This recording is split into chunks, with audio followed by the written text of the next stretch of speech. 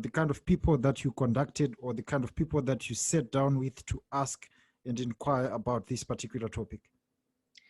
All right. So, like I said, it's a very political and very sensitive topic to discuss. Yeah. So it also means that I had limited people that I could talk about that research in Hong Kong and in mainland China.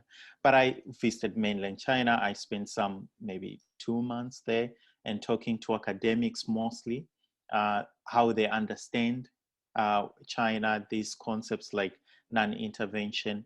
Unfortunately, I couldn't talk to officials, like government officials in China. It was extremely difficult to be able to do that. But the Chinese academics at Chinese universities and academies that I talk to some extent, have been cited a lot in international media. And what I got from it is that these are people who have, to some extent, are on the approved list of academics who can give interviews.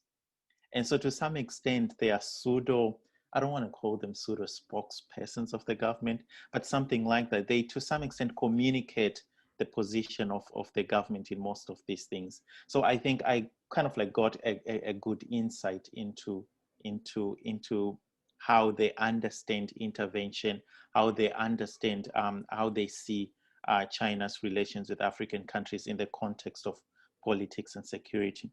I also spent 3 months in Ethiopia.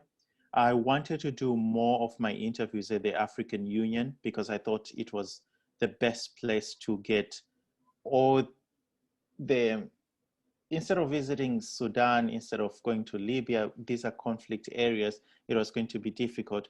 But the African Union provided me with an opportunity to talk to representatives of those countries in a fairly safer place. And so I had quite a number of interviews at the African Union. But one thing that I want to point out is the difficulties that, let me say, Black people face to have an interview. You have to come from a good institution for someone to even respond to your email. Yeah. You know, and it didn't help much because my institution is not well known, right? It's a liberal arts university and possibly the smallest in Hong Kong. So it doesn't carry the prestige that if you send an email to someone, they would say, oh my God, I need to open this. This is from Harvard. This is from Cambridge. This is from Oxford, right? And so there are those challenges. And my stay in China was quite difficult because when I got there, people didn't expect to see a person like me.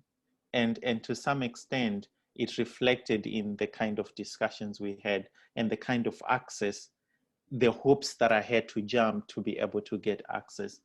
The African Union wasn't even any better, right? And you would think that as an African, you'd get easier access, but it's actually not the same thing. Preferential treatment. Yeah, there was no preferential treatment. Yeah. It was difficult to get people.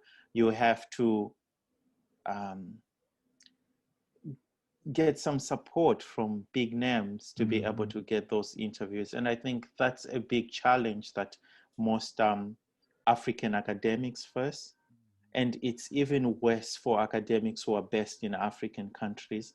They face a lot of challenges to get interviews. People just don't take them seriously, or people think they don't know what they're doing, things like that. So it makes it very difficult for Africans to do research.